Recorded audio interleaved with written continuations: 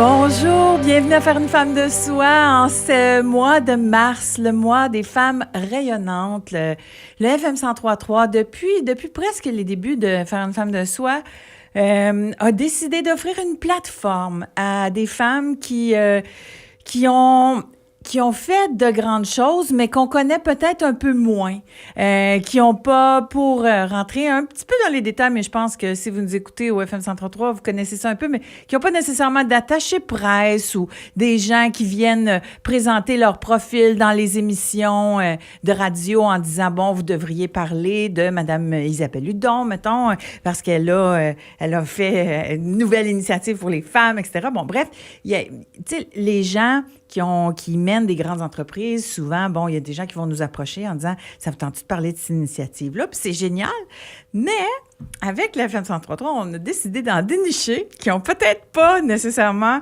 ce véhicule-là, mais de leur offrir une plateforme pour venir à votre rencontre. Donc, parce qu'elles ont des histoires qui nous aident à mieux naviguer la nôtre, comme je dis, et qui méritent d'être racontées. Alors, notre deuxième femme rayonnante du mois de mars, c'est Alessandra Pintore. Bonjour, Alessandra. Bonjour, Janie. Merci. Est-ce que je l'ai dit comme il faut? Oui, tu l'as dit très bien. Merci. Ah, merci à mon amie Paola, italienne, qui est dans ma vie depuis longtemps. J'ai juste imité un petit peu la son petite accent. cadence, oui. Oui, c'est ça. Alors, Alessandra, comment vas-tu, premièrement? Je vais très bien, merci. Bien, merci d'avoir choisi de venir nous partager ton parcours riche de 25 ans de formation, conférences. Tu es dans la transmission, donc, d'informations, dans la gestion d'efficacité. On en parlera peut-être un peu. L'entreprise que tu as fondée s'appelle Solutions & Co. Oui. Hein? Solutions et compagnie. Tu as aussi écrit un livre qui s'appelle Conquérir l'efficacité. Oui. Et experte en soft skills. Bon, j'ai des commentaires sur chacun de ces affaires-là. On les aura un à la fois. Mais conquérir l'efficacité, évidemment, on va parler de ton parcours, mais je peux pas m'empêcher de dire que je trouve ça génial parce que je suis tellement tannée. T'es-tu celle qui combat le faire plus avec moins? Je suis plutôt quelqu'un qui veut concrétiser nos aspirations et nos ambitions. Donc, quand on parle d'efficacité, c'est pas nécessairement seulement de l'organisation, de la planification. C'est surtout dire qu'est-ce qu'il faut que je fasse pour me réaliser. Peu importe c'est quoi mon objectif. Donc, l'ambition vient dans différentes formes, dans différentes grandeurs. Elles ont toutes une valeur. Donc, l'idée, c'est simplement de s'outiller convenablement pour être capable d'atteindre nos rêves. Nos objectifs. Oui. Et l'autre chose parce que je veux juste le préciser, parce qu'on va sûrement en parler, soft skills, pour ceux qui nous écoutent, qu'est-ce que c'est? Les soft skills, en bon français, c'est les compétences relationnelles. Et c'est toutes ces compétences interpersonnelles et interpersonnelles. Donc, pour réussir dans notre travail et pour réussir dans notre vie à la base, nous avons besoin tous d'outils. Donc, il y a une dimension qui, elle, est plus opérationnelle. Donc, pour devenir un architecte, il faut suivre un programme. Pour devenir mécanicien, il faut suivre un programme. Pour devenir pâtissier, il faut suivre un programme. Donc, dans ce programme-là, ils vont te dire tous les cours qu'il faut que tu maîtrises. Par contre, une fois qu'on arrive sur le marché du travail, on ne nous a pas dit comment éviter les conflits, comment faire preuve de proactivité, comment faire preuve d'agentivité, comment donner un bon service à la clientèle. Donc, c'est toutes ces habiletés qui commencent par la conscience de soi, Oui. la régulation de soi et l'optimisation pour justement faire que notre métier, on en connaît tous, des avocats, des ingénieurs, certains ont eu du succès et d'autres non.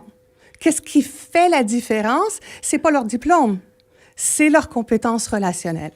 Et donc, toi, tu as bâti une carrière et une entreprise de formation qui va aider les organisations et leurs employés à développer leurs soft skills. Exactement. Dirais-tu que l'empathie, l'authenticité, la créativité, le sens du partage, c'est des soft skills. Oui, Je viens de te nommer des 7 clés du leadership féminin. tout à fait. Parce que ce que je constate, c'est que ce que tu enseignes depuis 25 ans, c'est des qualités qu'on dit du leadership plus féminin. Tout à fait. Puis nos organisations ont été conçues par et pour les hommes. On avait besoin d'une touche féminine. Et là, en appelant ça soft skills, tu rentres, puis tu y vas. Puis, fait que depuis 25 ans, tu fais ça, puis ça équilibre les entreprises. Je suis convaincue. Tout à fait. Ça équilibre les entreprises, ça équilibre aussi notre satisfaction au milieu de travail. On n'est pas simplement sur une ligne de fabrication où est-ce qu'on fait des pièces, où on fait des rapports, où on fait des dessins. Ça nous rend humains. Donc, c'est la dimension humaine du travail. Oui. Et dans l'ère maintenant, encore plus, avec l'intelligence artificielle, il nous en faut encore plus, parce que c'est ça qui va nous différencier de l'intelligence artificielle. Exactement. Donc là, on a fait le tour un peu du quoi, mais maintenant, il y a 25 ans, comment te vient cette idée-là de fonder ce type d'entreprise-là? Parce que c'était très novateur. Et on trouve souvent des femmes qui vont créer justement une entreprise parce que ça n'existe pas. Elles voient un besoin que la gang de boys autour de la salle de conférence, la table de conférence, ils ne voient pas nécessairement. Mais toi, tu as saisi ça quand même assez tôt. Dans quelles circonstances? Alors, ça a commencé parce que j'étais responsable d'un département, et là, il faut retourner en arrière 25 ans. Hein. J'étais responsable d'un nouveau département dans l'organisation où est-ce que je travaillais de énergie renouvelable. Il y a 25 ans. Donc, on parle de panneaux solaires et éoliennes, etc. Et ici, au Québec, on ne peut pas installer ce type d'équipement que si on est un maître électricien. Ça veut dire que mon équipe avait beaucoup de difficultés à vendre le produit aux électriciens parce qu'ils n'étaient pas convaincus encore. Il y a 25 ans, les énergies renouvelables, c'était pas quelque chose à la mode comme maintenant. Non, c'était quelque chose de complètement nouveau. Ça veut dire que j'ai commencé à enseigner à mes vendeurs ces compétences relationnelles pour essayer avant tout de relationner avec eux. Et à fur et à mesure que je faisais ça, ben, j'ai dit, oh mon Dieu, je pourrais faire ça toujours, tout le temps. Et plus j'allais chercher moi-même des cours sur la psychologie, sur la communication, sur le travail d'équipe, plus ça me fascinait, puis c'est devenu une passion. Puis tu t'es rendu compte que ton équipe était vraiment plus efficace. Elle était vraiment efficace. Parce que la croyance, c'est je vais suivre des cours de gestion de temps, de fichiers Excel, de comprendre tel logiciel, tout ça pour être plus efficace, alors qu'il faut aller dans les soft skills Tout souvent. à fait. Je dis tout le temps. Mais ça, c'est effrayant comment le monde est résistant à ça. Parce que c'est intangible. Et c'est ça le gros problème. Tu as nommé quelques-unes de ces de pratiques de soft skills, mais en fait, dans mon référentiel que j'ai défini, il y en a 72. Ouais. Ça en fait beaucoup. Donc, des fois, c'est un peu intimidant de dire, OK, je dois apprendre tout ça. Oui, mais si tu regardes un programme d'université, il y en a bien plus. Ouais. Donc, c'est seulement y croire. Il faut y croire parce que les résultats sont au rendez-vous. Mais de là, donc, tu vas suivre ces cours-là. C'était pas ta business, c'était employé dans Oui, mais j'étais entrepreneur d'âme. Je suis entrepreneur. À partir de quel moment, là, tu décides que ça va devenir ta business de faire ces formations-là? Parce que là, tu t'es-tu mis à faire ces formations-là à l'intérieur de l'entreprise? Donc, c'est ça qu'on a commencé. J'ai commencé à faire ça. Puis, j'ai commencé à développer le département. Il a fonctionné. J'ai commencé à faire ça dans les autres départements aussi. Et encore une fois, les compétences relationnelles ont le pouvoir d'influencer ton environnement. Ouais. Donc, j'ai réussi à influencer mon président dans le temps. J'ai dit, si je forme quelqu'un à mon poste, est-ce que tu vas me permettre lentement de partir? Et ça a été notre façon de, moi, commencer à bâtir mon entreprise 1 jour par semaine, 2 jours par semaine, 3 jours par semaine, et en même temps, ne pas les laisser tomber. Parce que quand tu parles de compétences relationnelles, il y a aussi le souci de l'autre. Ouais. Et il comptait sur moi, et on a fait cette transaction un peu où est-ce que je suis passée d'employé à entrepreneur, mais smooth. Ça a été vraiment où est-ce que ça a été parfait. Parce que lui, évidemment, il n'était pas dans le business de la formation, mais il pouvait témoigner du fait que ça avait été bon Tout à fait. pour son entreprise. Puis là, tes premiers clients, ça a été des gens que tu connaissais, j'imagine, dans le cadre de ton travail. Tout à fait. Ça a commencé lentement, mais sûrement. Et par la suite, c'était le début de l'Internet, un site web, tu parles aux autres. Puis dans les organisations, c'est les ressources humaines, d'habitude, qui s'occupent de ce volet. Et les ressources humaines parlaient entre eux.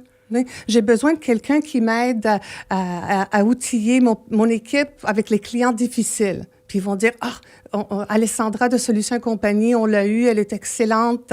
Et ça s'est fait vraiment de bouche à oreille. Puis avec des besoins que tes clients nommaient. Oui. J'aurais besoin de ça. Oui. Fait que là, toi, tu l'as créé. Tout à fait. J'aurais besoin de ça. Là, tu l'as créé. C'est parfait. C'est une très bonne façon. C'était sur demande. Ouais. Et exemple, je vais te donner un exemple. Présentement, on est en train de donner un cours qui est très en demande. C'est servir des clients avec des troubles de santé mentale. Ah oui. Parce que c'est une réalité. C'est parce que j'ai un bac à un doctorat là-dedans, moi. Ouais. C'est gérante d'artiste. Non, mais je dis pas, écoute, je niaise, là. Ici, non, c'est pas nécessairement ça, mais les artistes, c'est tout à fait éclaté, là. C'est pas tout nécessairement une question de santé, mais c'est et je vais te éclaté. donner un exemple. Tu vas à la SAC, les commis sont pas outillés, mais souvent, ils ont ce type de clientèle. Ben oui. T'sais, et ils savent pas comment agir.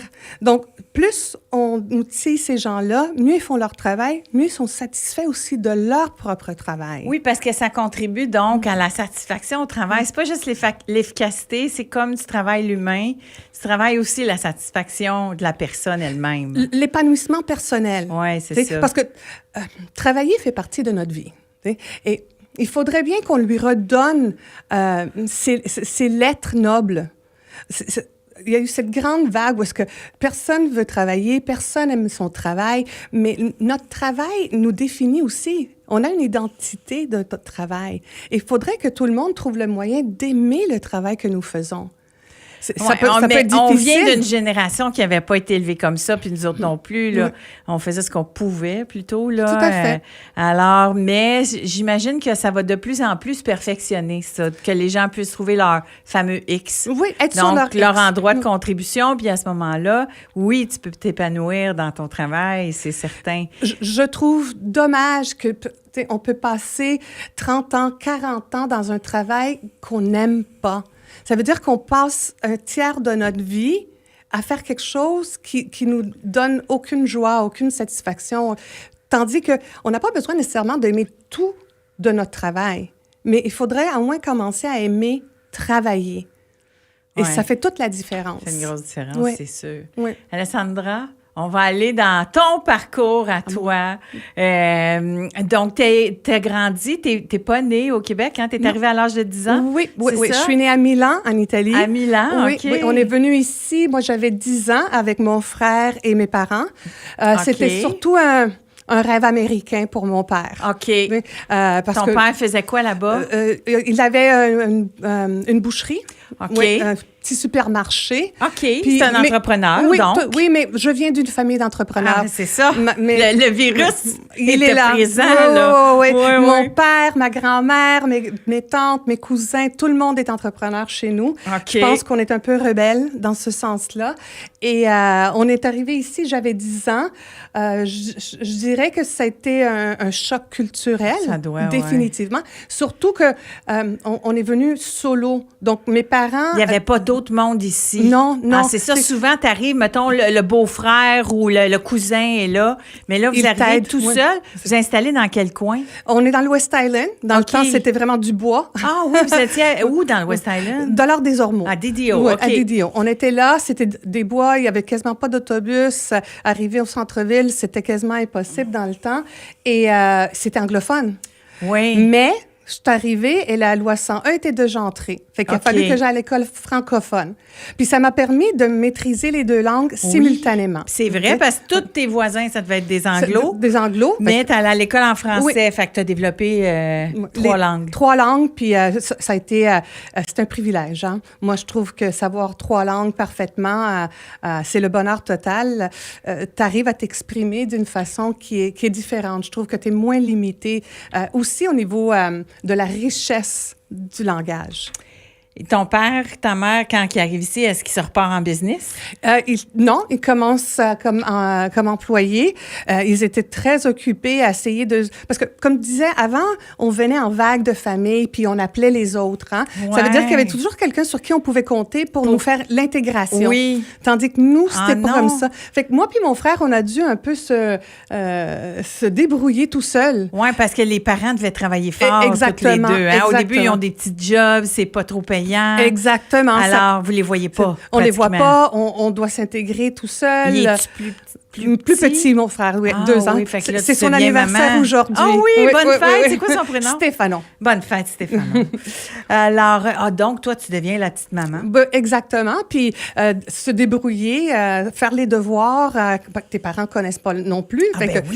C'est très compliqué, hein? Oui, c'est une chance que c'est adaptable, un enfant de 10 ans. C'est plus facile à 10 qu'à 15, mettons. Oui, exactement. Puis, le système italien d'école était beaucoup plus rigide.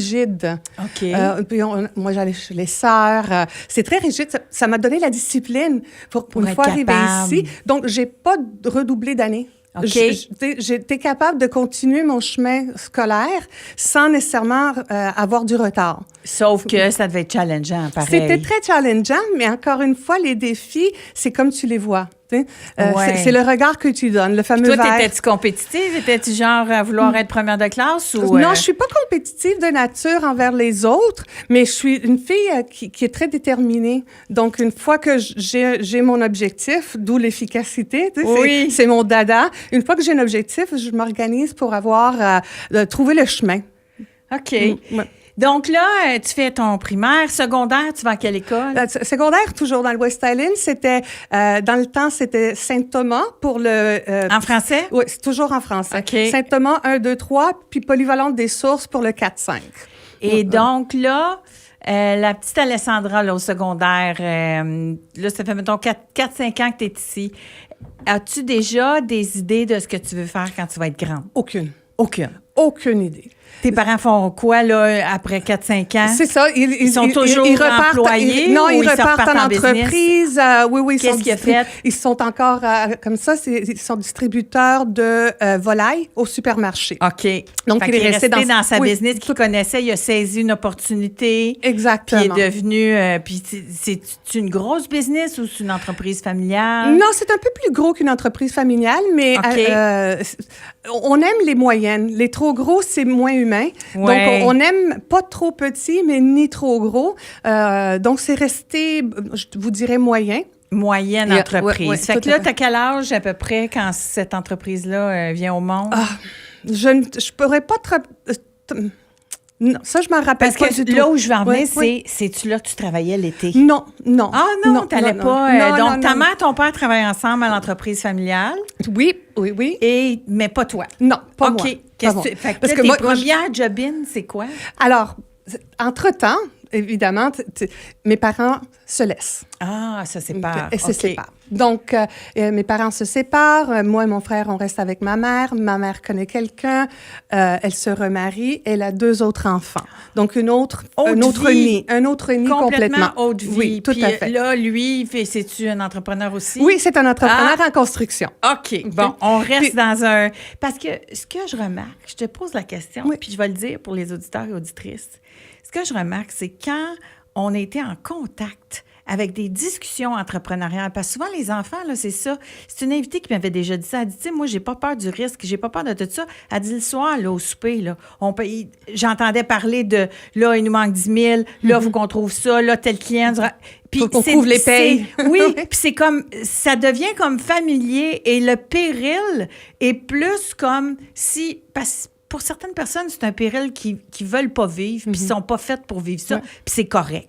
Moi, je trouve ça bien correct, pas tout le monde. Mais je remarque, donc, à la fois le virus, mais aussi, il y a certaines réalités d'un entrepreneur que si tu es en contact avec ça jeune, tu vas développer aussi des compétences de façon innée ou au moins un instinct pour ça. Tout à fait, tout à fait.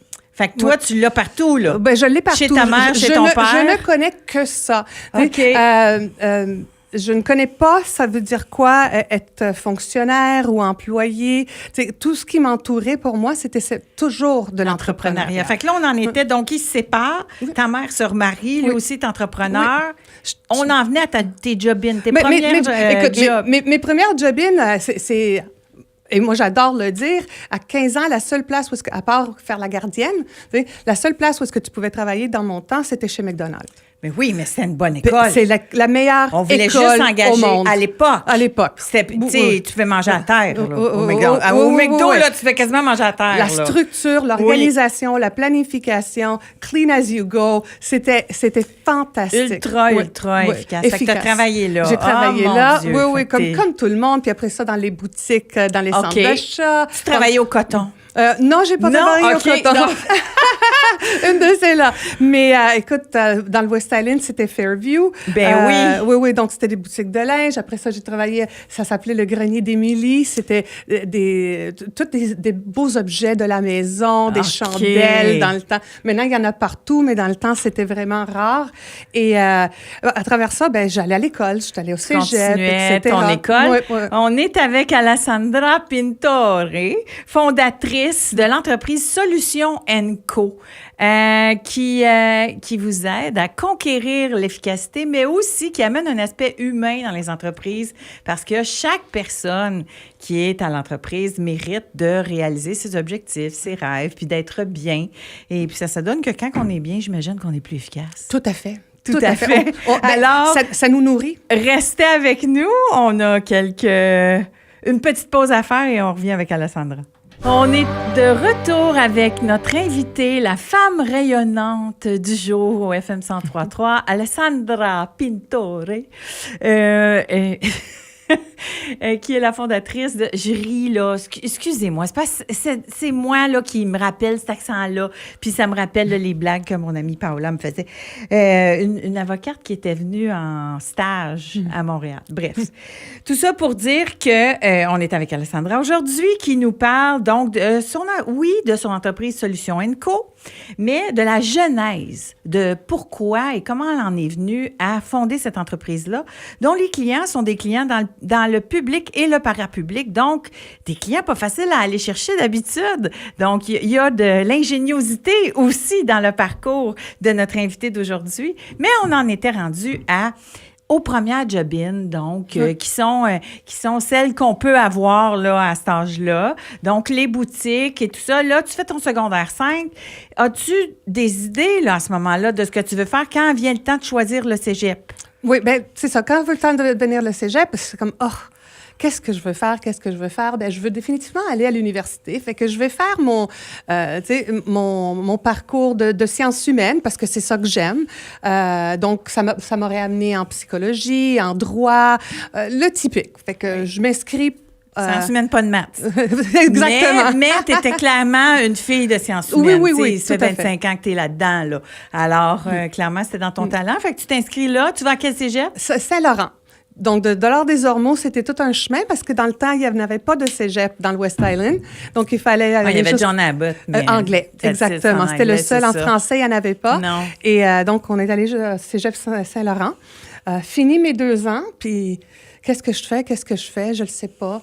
Après ça, tu n'avais pas d'idée. Non, aucune idée. Parce que la psychologie, c'est un autre, j'imagine, c'était long. Mais c'était pas la longueur, c'était, encore une fois, la conviction j'ai toujours été convaincue qu'il faut faire quelque chose qui nous passionne, qui nous fascine. Et donc, c'est ça qui nous permet d'aller au-delà de la difficulté. Puis à cet âge-là, y en a-tu des choses qui te passionnent puis qui te fascinent hors le travail, mettons? Non. Ben oui, je vais dire oui parce que je travaillais à la télévision italienne. Oui? Qu'est-ce Donc, que tu faisais? on avait un programme où est-ce qu'on faisait des entrevues à la communauté italienne. Oui, on avait des t'es shows. animatrice. Oui, j'étais animatrice, c'était le fun. Je faisais partie d'une troupe de théâtre italienne donc, toujours. Donc, c'était vraiment dans la communauté italienne. Mais dans le showbiz? Dans le showbiz, oui. Oui, t'avais un côté showbiz. Je donc. l'ai encore. J'ai un côté artistique. Tu sais. Et c'est Oui, ça qui me pour permet être à l'aise de parler devant le monde. Exactement, aussi c'est ça qui longtemps. me permet de parler, d'être à l'aise à faire des conférences, etc. Mais donc, ça te passionne. À l'époque, t'as-tu essayé, mettons, les agences de casting? Non. Ou de faire, tu sais, d'avoir des rôles dans des... Non, pas du tout, du tout. Non? Je faisais ça parce que j'aimais ça, mais j'étais encore une fois, je n'étais pas convaincue. Je suis une fille beaucoup plus pragmatique. OK. Je n'étais pas sûre que c'était ma voix. Puis je suis une fille aussi réservée. Ça a l'air drôle, qui fait le théâtre, fait de la télé, mais je suis une fille réservée aussi. Donc, je voulais pas être nécessairement quelqu'un de public.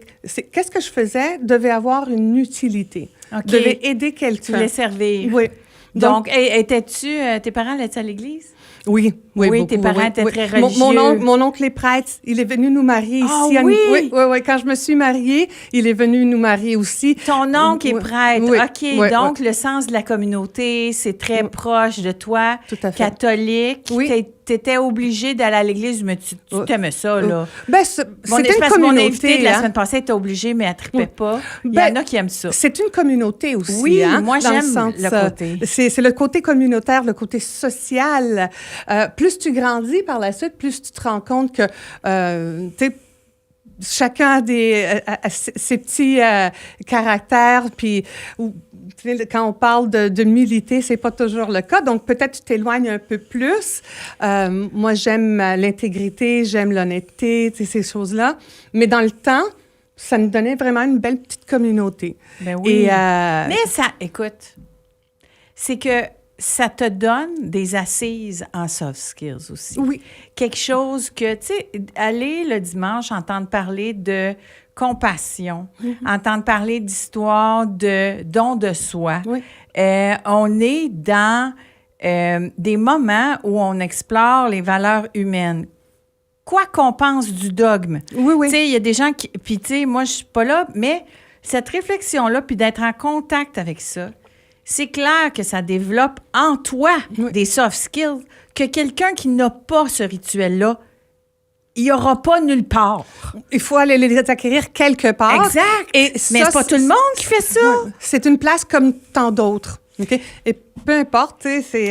Mais je trouve que c'est quand même un bonus.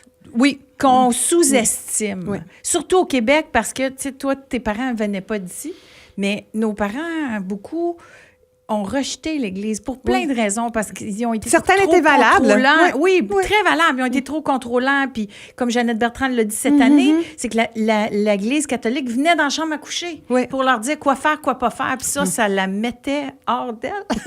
Avec raison. Avec raison. Oui, donc... tu sais, c'est pas toujours ça, mais donc, toi, t'as ça dans ta vie, puis c'est un pilier. Oui. C'est quand même un pilier pour réfléchir à suis-je empathique, suis-je... C'est des choses qui font partie de ton quotidien. Tout à fait. Tout à fait. Et à quel moment tu te maries dans ton parcours? Alors, à un moment donné, j'ai décidé de prendre une année sabbatique. OK. Parce que je ne savais pas ce que je voulais faire. On était trop impliqués dans les entreprises familiales, temps partiel ici, non. OK, là, tu t'étais mis à travailler là, chez le beau-père, chez le père, exactement. Tu sais, tout le monde. OK. J'ai besoin d'une année sabbatique. Fait que je suis retournée en Italie. Ah oui? Oui, parce que chaque année, on retournait en Italie parce qu'il ne faut pas oublier, on est une grande, grande, grande famille et ils sont tous là. OK. Oui, nous, on est seuls ici. Vous n'en avez pas amené en cours de route? Non, on n'en a pas amené aucun. Ben oui, j'en ai amené un. J'ai amené mon mari. Ah, c'est parce que je l'ai connu là-bas, cette année-là. Donc, j'ai connu mon mari et la perspective change complètement par la suite. Donc, il m'a suivi plutôt que moi aller là. Lui est venu ici et on a construit notre famille, nos entreprises mutuelles. Ça a été on on s'est réalisé dans un certain sens. Oui, vous avez fait ensemble ce que tu enseignes en entreprise. Mais lui a sa propre entreprise. OK, comment ça s'est passé? Donc, tu t'en vas en Italie, là, fais-moi le film. Il me semble que ça doit être le fun. Ben, ça va être le fun. Fais-moi Parce le que film, là. moi, je pars en Italie pendant 1 an et j'amène ma Miata. OK, j'ai ma petite Miata 2 places décapotable. OK. J'ai 23 ans. OK. Je l'avais ici. J'ai dit, je la laisserai pas ici pendant 1 an pour rien. J'ai dit, plutôt que m'acheter une auto là-bas, j'amène la mienne. Mais ça coûte. Mais ça coûtait. Ça coûtait cher, amener ça ça là-bas. coûtait. Mais dans ma tête, c'était comme, puis je la vendrais là-bas. T'avais des économies, quoi? Ben oui, je travaillais. Depuis que tu étais très jeune, tu travaillais, Absolument. fait que tu avais ramassé assez d'argent. Oui, exactement. Fait que j'avais Puis là, c'est 23 rendu ans. quoi ta job, là, quand tu pars? Là, je suis chez mon beau-père. OK. Je suis en Là, train de tu es travailler. dans l'entreprise familiale. Exactement. Je suis là, puis je décide de prendre une année parce que la OK. pression Donc, la est Miata trop d'un haute. bateau?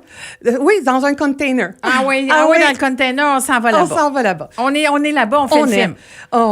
Je travaille là-bas.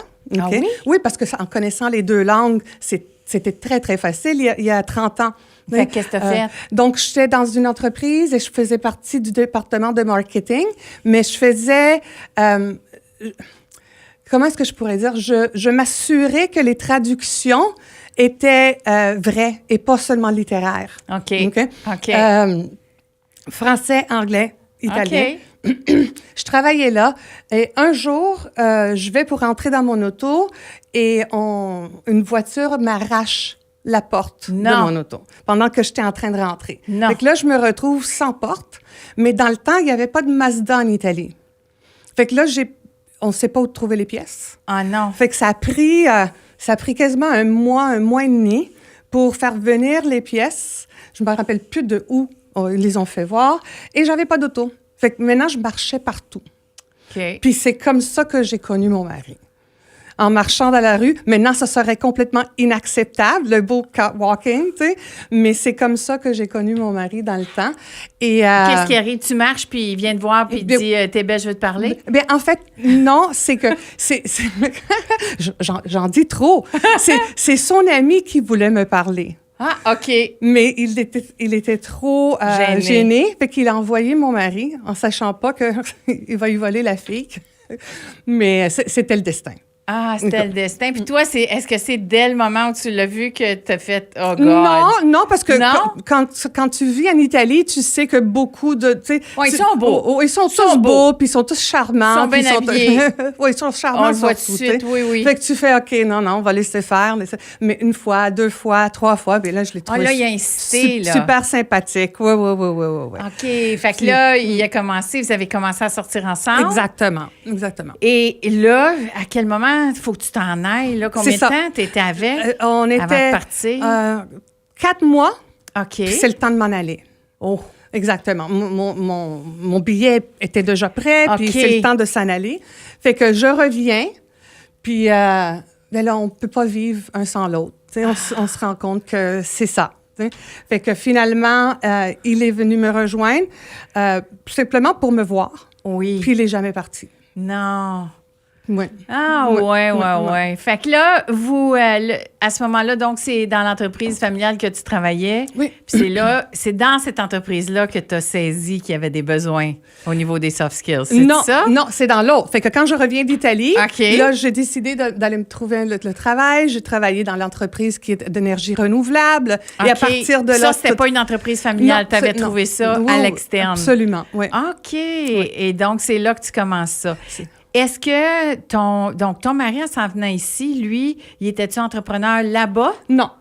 Lui était comptable, mais ça lui a donné une opportunité de dire « Je veux plus faire ça. » OK. C'est pas ce que j'aime. J'aime travailler avec mes mains.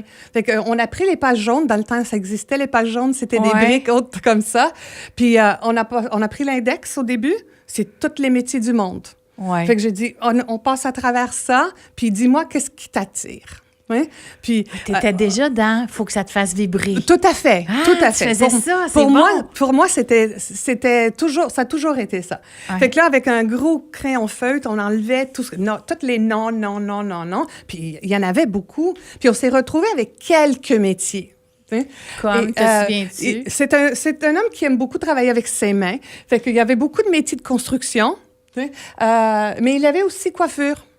OK. Et il a décidé qu'il allait devenir coiffeur. Ah. Il est retourné à l'école, il a appris son métier. Puis, dans la coiffure, ils disent souvent que ceux qui deviennent coiffeurs plus tard dans la vie, c'est des bons coiffeurs. Mais moi, je le salue, puis je salue mon voisin que j'adore, qui est un coiffeur. Il vient juste de prendre sa retraite, là, mais qui a eu une super belle vie, là. Tout à fait. C'est social, c'est payant, c'est c'est puis, le fun. En tant que femme d'un coiffeur, moi, pendant la pandémie, j'avais toujours mes cheveux parfaits. Parce que vous êtes toujours ensemble après combien de temps? Ça va faire 33 ans. 33 ans! Félicitations! Merci beaucoup. Autre fait que je veux souligner à mes auditeurs et auditrices, gang, vous le savez, je vous le dis souvent, en entrepreneuriat, une des clés du succès aussi, c'est quand ta vie émotive est stable. Ça aide mieux à traverser les aléas de l'entrepreneuriat. Et je remarque que, c'est ça, beaucoup de femmes entrepreneurs ont des entreprises qui fonctionnent bien sur le long terme parce qu'elles sont bien accompagnées. Pas nécessairement qu'il est dans le business avec elles. Juste, on a besoin de la sécurité émotionnelle. Oui. Puis il y a aussi de cette empathie parce qu'en étant toutes les deux dans notre cas entrepreneur, on comprend les bonnes journées, les mauvaises journées, les soucis. C'est différent. Exact, vous comprenez ensemble. Donc, et là, tu pars ton entreprise. Lui, il est dans sa business aussi. Vous êtes pas en business ensemble? Non, on n'est pas en business ensemble. Chacun sa business. Tout à fait. Vous avez des enfants quand? Rendu là, on commence à avoir des enfants. J'ai ma première fille, Valentina, qui maintenant, elle a 30 ans. Elle est enseignante. Oui, mais voyons, c'est pas croyable. Je te regarde, là. Vous allez la voir sur YouTube. Si vous écoutez Faire une femme de soi, vous allez la voir sur YouTube. Vous n'en reviendrez pas.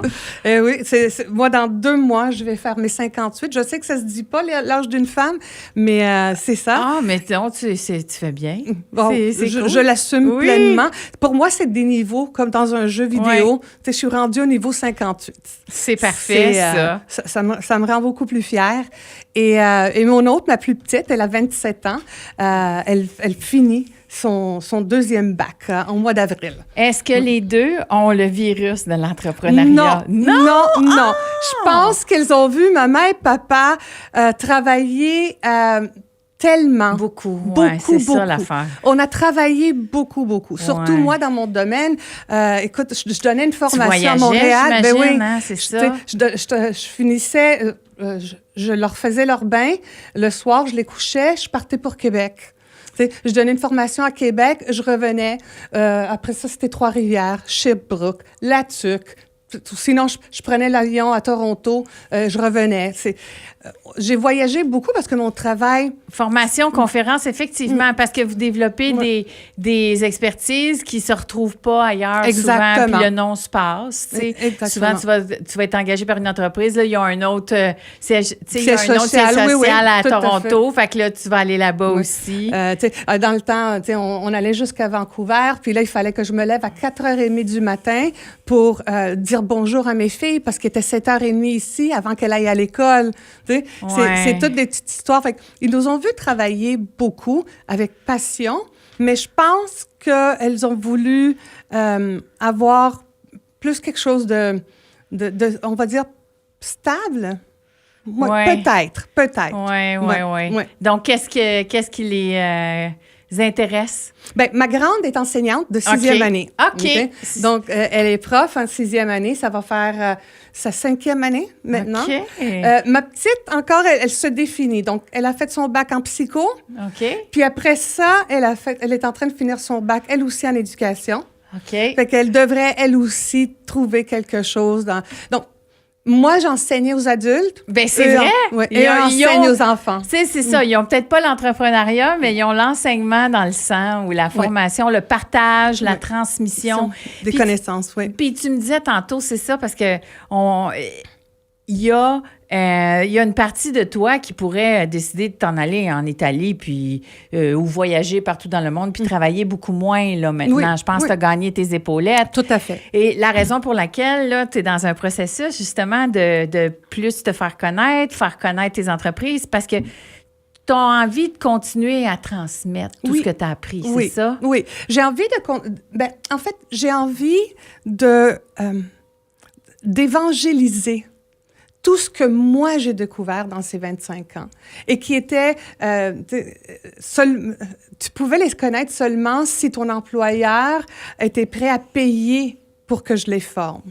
Tandis que je veux que les gens comprennent la valeur des compétences relationnelles, de ces soft skills. Du leadership féminin. Tout à fait, parce que quand on parle de leadership féminin... C'est les soft skills. C'est des soft skills. C'est ça. Je veux que chacun puisse avoir accès à ce coffre à outils qui est réservé... parfois seulement l'élite. Exact. Moi, ma grande frustration à travers ces 25 ans-là, c'était qu'on était toujours porté à investir dans les gestionnaires et pas nécessairement dans la main-d'œuvre. Donc, on attendait que les gens se retrouvent mal outillés, une fois promus à gestionnaire, pour les outiller, tandis que ça serait tellement plus facile si on outillait tout le monde. Et le cheminement et la croissance se feraient naturellement, sans avoir des bleus puis des bosses un peu partout. Oui. Et j'ai toujours évangélisé. Est-ce que c'est le fardeau des employeurs ou c'est le fardeau du système d'éducation qui devrait prendre ça en charge ou le fardeau de chaque humain qui devrait aller à l'église le dimanche? Le Québec, malheureusement, je vais dire malheureusement parce que dans notre culture québécoise, on attend que ce soit notre employeur. Ouais. Si tu regardes du côté des Américains, c'est beaucoup plus self-improvement. T'sais, je vais investir en moi. Ah, ouais. Je peux comprendre d'où ça vient. Parce qu'ici, la croissance personnelle ou ce qui est le développement de soi, il y avait comme un scepticisme autour de ça à cause du scepticisme, comme on disait tantôt, envers l'Église. Mais je trouve que les portes s'ouvrent pour ça et je pense que ton message là, va rejoindre des gens qui ont vraiment envie de ça. De s'épanouir et de se réaliser. Peu importe c'est quoi leur projet, peu importe. Ils doivent pas nécessairement être des entrepreneurs. Ils peuvent être comme j'ai dit, ils peuvent être des profs, ils peuvent être des ingénieurs, ils peuvent être des mécaniciens, ils peuvent être des coiffeurs. Peu importe. Mais au moins que tu y trouves une satisfaction à faire ce que tu as choisi de faire.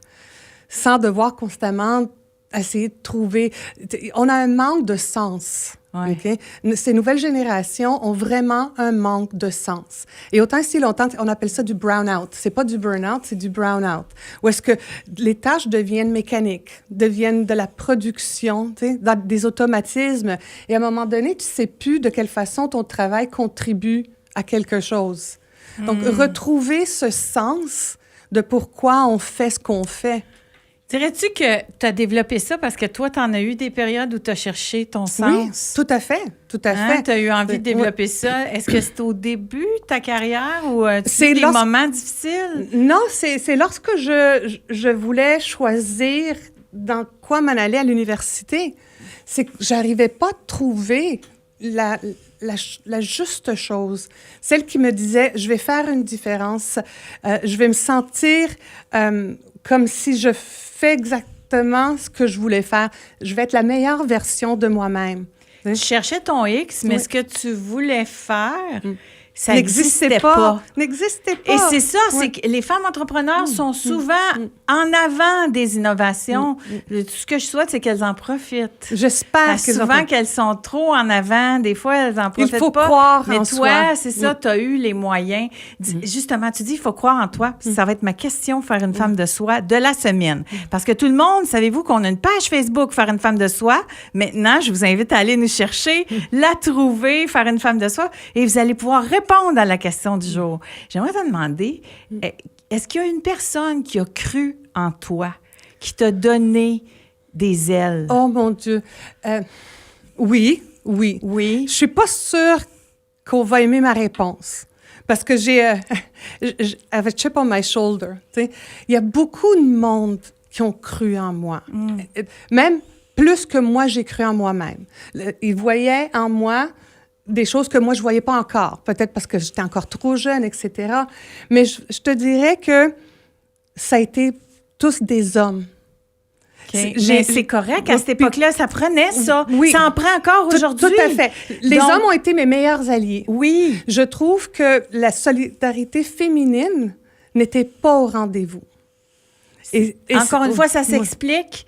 Tu as raison. Ouais. Puis tu as vécu ça, j'imagine. Donc, c'était plus difficile, mais il y a des hommes qui t'ont ouvert des portes. Y a quelqu'un en particulier qui t'a donné une chance, là, que tu te souviens? Mais là? tout le monde, tout mon cheminement a été une suite d'opportunités de gens qui croyaient en moi.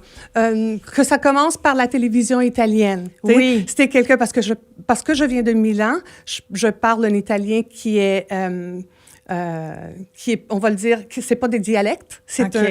Donc, dès qu'ils ont vu que je parlais cet italien, ils m'ont invité. Pour moi, c'était quelque chose de complètement nouveau. J'avais jamais fait ça. Et de ça, quelqu'un d'autre a dit, est-ce que tu veux venir faire du théâtre avec nous? Et oui, la même chose dans les...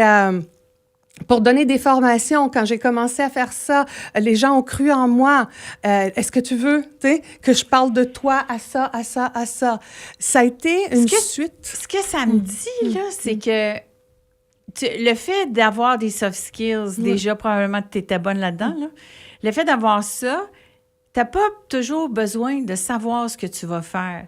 Deviens qui tu veux être et ce que tu vas faire va venir vers toi. C'est clairement ça qui t'est arrivé. Clairement. Tu es en train de me dire, là, on m'a affaire de faire de la télé. C'est pas toi qui as couru après ça. On m'a affaire d'être dans la troupe de théâtre. Donc, deviens ce que tu veux devenir et ce que tu cherches va te trouver. Oui, sans aucun doute. C'est ça qu'on doit retenir. Absolument. Parce que les gens qui ont des connaissances, qui sont juste un peu plus savants que toi, vont reconnaître ces habiletés en toi et vont décider si elles vont avoir une utilité dans quelque chose. Moi, j'étais naïve, comme j'ai dit, j'avais personne, j'avais pas de membres de la famille ou d'amis ou de cousins ou de mon oncle qui pouvaient m'amener quelque part. Mais j'ai été bien entourée dans ce sens-là. Oui. J'ai connu, on m'a demandé d'aller en politique, on m'a demandé plein de choses, puis moi, je regardais ces gens-là, puis je disais, où est-ce que tu vois ça en moi, t'sais? Donc, ces propositions-là, tu sais, souvent, les gens pensent, je vais devenir le meilleur patineur au monde, comme ça, je vais avoir plein d'opportunités. En fait, c'est de devenir quelqu'un qui a une belle présence. Oui.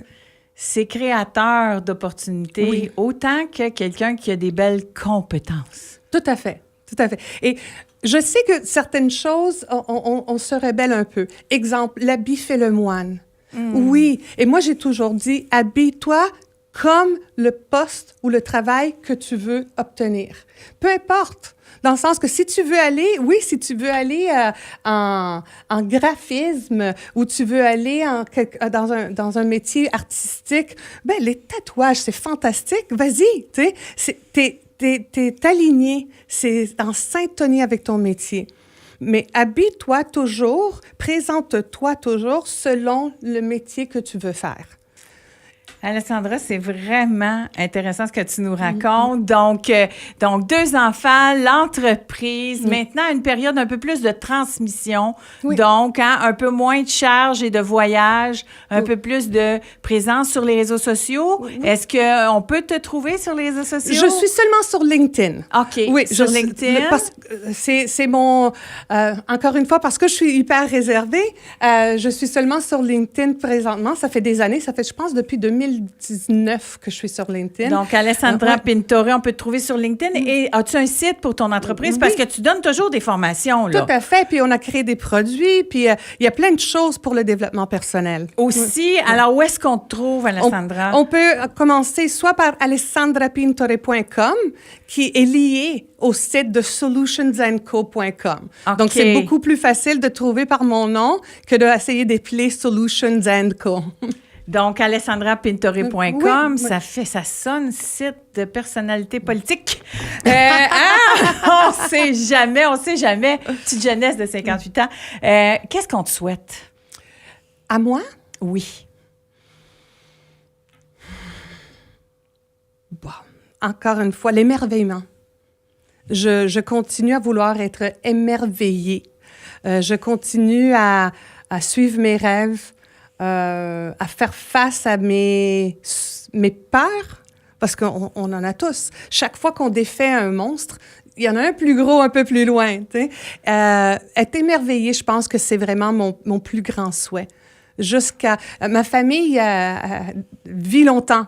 Fait que j'espère que jusqu'à 97 ans, je puisse être émerveillée. Continuer d'être émerveillée dans tes relations avec les gens. Les continuer gens... de faire des conférences. Peut-être. Encore une fois, il faut qu'il y ait un émerveillement derrière tout ça. Derrière ça, donc de la formation, des conférences, tu continues à partager sur les réseaux sociaux. Et comme je vous le disais, tout le monde, on a une page, l'espace Faire une femme de soi. Vous pourrez continuer. Je vais mettre les liens des informations d'Alessandra comme elle nous les a partagées aujourd'hui sur la page. Vous pourrez aussi répondre à la question du jour. Est-ce qu'il y a une personne qui a cru en vous? Et vous pourrez nous raconter les circonstances. Dans ton cas, Alessandra, c'est la télé, le théâtre et ensuite... Tellement de gens. Bien, ce que je retiens aussi, c'est la permission de ton patron. Tu sais, souvent, les femmes entrepreneurs ont ce moment-là où elles veulent se lancer, mais elles ne peuvent pas nécessairement lâcher leur travail. Donc, toi, tu as pu faire cette transition-là à cause de la confiance puis du lien que tu as bâti. On avait bâti, oui, exactement. C'était vraiment un lien de confiance. On voulait une solution win-win, puis ça a été parfait. Alessandra, je pense qu'on a appris beaucoup de choses grâce à ton parcours aujourd'hui. On a appris que l'humain peut être celui qui détermine le chemin. Tout à fait. Et non pas l'inverse. Grâce à toi, on comprend que si on développe nos soft skills, notre leadership féminin, les portes sont ouvertes. Tout est possible. Peut-être pas tout en même temps, mais je suis convaincue que tout est possible. Tu en es la preuve. Self-made woman, Alessandra Pintore, c'était une joie de te rencontrer. Le plaisir est mutuel. Et de te permettre de rayonner grâce à la promotion des femmes rayonnantes. Vous allez continuer d'entendre parler d'Alessandra pendant tout le mois sur le FM 103.3. Alors, merci à Alessandra. Merci, Jenny. Et merci à toi qui m'écoute dans ton salon, dans ton auto ou qui est présent avec nous au FM 103.3. Toujours un bonheur. FM 103.3